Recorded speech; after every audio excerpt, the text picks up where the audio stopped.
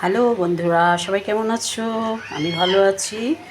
আজকে তো একটা ডাল করছি, সেটা হচ্ছে ভেজ ডাল। সেটা হচ্ছে কি দিয়ে, পনির দেবো, কিশমিশ দেবো, আর হচ্ছে পনিরটাকে ভেজে রেখেছি দেখো, আর কাজু কিশমিশ।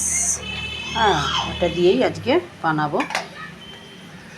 সর্ষের তেল প্রথমে গরম করে জিরে আর হচ্ছে তোমার শুকনো লঙ্কা, তেজপাতা তেলের মধ্যে দিয়েছি, তারপরে আদা ঘষে তেলের মধ্যে দিয়েছি, ঠিক আছে।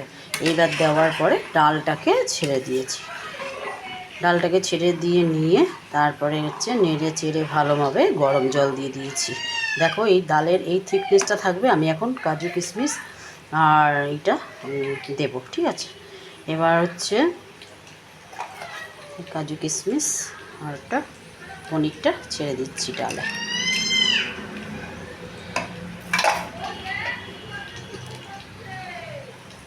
কারণ এই ভেজ ডালটা খেতে দারুণ লাগে। আর মশলার মধ্যে দিয়েছি জিরের গুঁড়ো, ধনের গুঁড়ো, লঙ্কার গুঁড়ো, এমনি কোনো ভিজিয়ে না, ওটা হচ্ছে তোমার ডালের সঙ্গে দিয়েছি। আর এলাচ আর লবঙ্গ, দারচিনি, ওটা হচ্ছে তেলের সঙ্গে নেড়ে চেড়ে দিয়ে দিয়েছি। এবার হচ্ছে মিষ্টি আর নুন দুটোই দিয়েছি। এই ভেজ ডালটা খেতে দারুণ লাগে, তাই তো সবারই পছন্দ। আমি এইভাবেই করলাম। এক সোমবারে অনেকে ডালটাকে ভেজে নিয়ে আলাদাভাবে রেখে নিয়ে ওটা ওইভাবে করে, তো তোমরা এইভাবে করে দেখো, টেস্টটা দারুণ আসবে।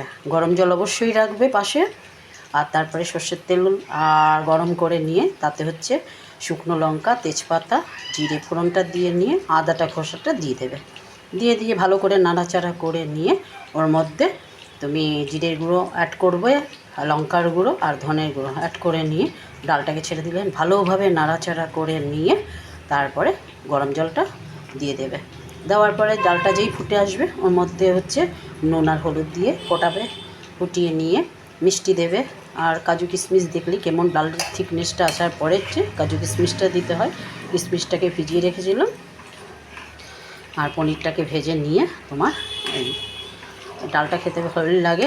এবার একটু ঘি দিয়ে আমি ডালটাকে নামিয়ে ফেলবো, ঠিক আছে। ঘি জানোই আমরা, আমাদের বাড়ির নিজের ঘি, এই দেখো, ঠিক আছে। এবার ঘিটাকে আমি দেবো।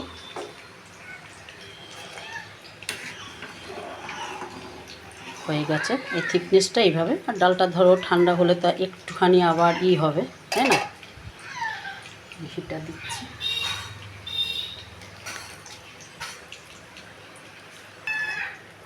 এবার একটু ঘি দিয়ে দিলাম, ঠিক আছে। এটা দিলাম কারণ ঘি দিলে দারুণ হচ্ছে সেন্টটা আছে। এলাচ, কিশমিশ, দারচিনি দিয়েছি।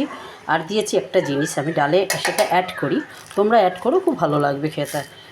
সেটা হচ্ছে তোমার এই হচ্ছে এভারেস্টের যে চানা মশলাটা আছে না, তার গুঁড়োটা, ওটা দিলে দারুণ লাগে ডালটা খেতে, টেস্টি হয়। আর ঠিক আছে, সবাই ভালো থাকো, সুস্থ থাকো। আর আমার রান্নাটা তোমাদের কেমন লাগে অবশ্যই কমেন্টে জানিও।